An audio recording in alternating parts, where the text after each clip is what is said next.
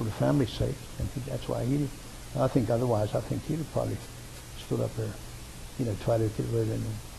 But as you sit here, what do you think of, not in general, but is the youth today, whether it's, you think it's different than yours, or looked at more, and if so, why? I mean, what do you think is different? Well, I think it's not enough.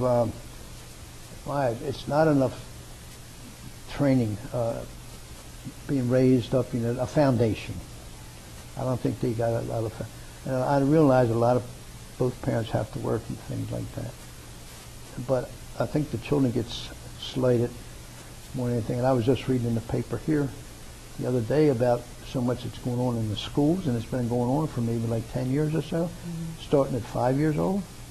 From 5 to 10, they're having trouble with the children in school today, going up and slapping teachers in the face, kicking them, man or woman, threatening them. Where they? No, we've never had nothing like that. We never even thought of the things that take place today. We never even thought about things like that. A lot of times, like the fellow I eat my meals with downstairs, and he's a little older than me. We don't know. We don't understand it. Why the children are the way they are. But that's what I think it is. I know when we were growing up, I mean, you respected your mother and your father. And boy, when they say, my father had a book one time that says, spare the rod and spoil the child. And I believe that. My father could put the fear into you, and my mother could too. My mother used to carry a Caddy-9 tail my father made for us. Now we got 4 kids, and I'm the oldest, and I'm the agitator, okay? And many times I got slapped. I didn't get beat with it. You just take that off. My father took, and he made slits, and he attached it to a board, and my mother put it on a stick and put it around her neck. And if you were bad, and you think you're hiding from your mother underneath the table, nah. She'd just take that, and she'd give you and you learn to buckle down. Yeah, you were definitely, and it was always yes sir, no sir, yes ma'am. And if you were in a room with adults and all like that, and if they wanted to be alone, they said, your children are going here.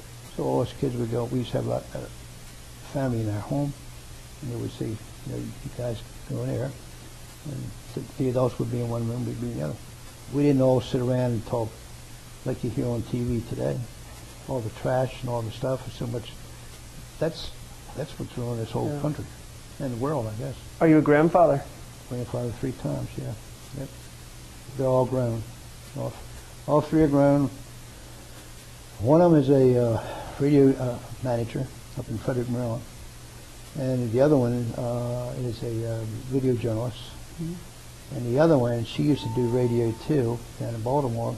She was Miss Maryland back in 2001, and she's modeling, and every now and then you'll see her on advertisements on for automobiles and all. Her name is Megan Gunning, and she works for QVC and different shows like that, and she's been on a couple of soapbox shows and things like that.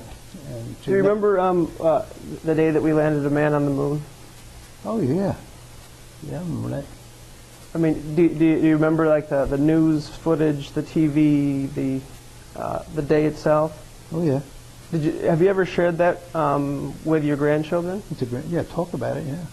With my son too. And they asked you, or how does it come up? I mean, how do you? I mean, you have a wealth of experience. Yeah.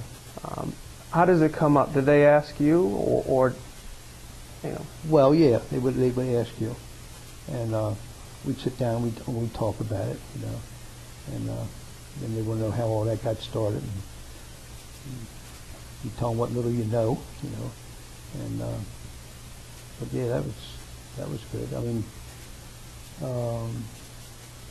that was a great thing, wonderful thing. But yeah, the children were interested, but they were still young yet. You know what I mean? Sure. So there ain't too much you could tell them. And they didn't know everything yet. No. Well, we don't either. We're still alone now. Well, thanks very much for sharing with us, and hopefully someone will be curious enough to sit down and listen. Appreciate it. Well, you're quite welcome. Thank you, Lawrence.